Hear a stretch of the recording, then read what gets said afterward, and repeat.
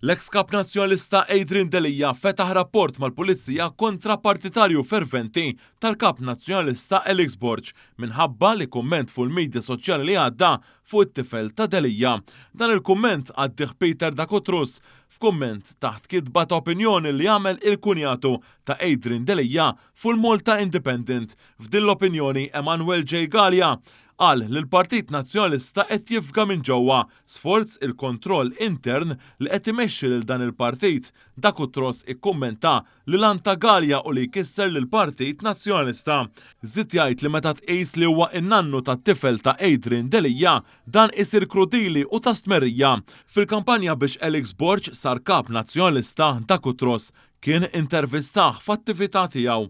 Imbagħad Adrian Delija kiteb pubblikament dwar dan l-attakk fuq ibnu.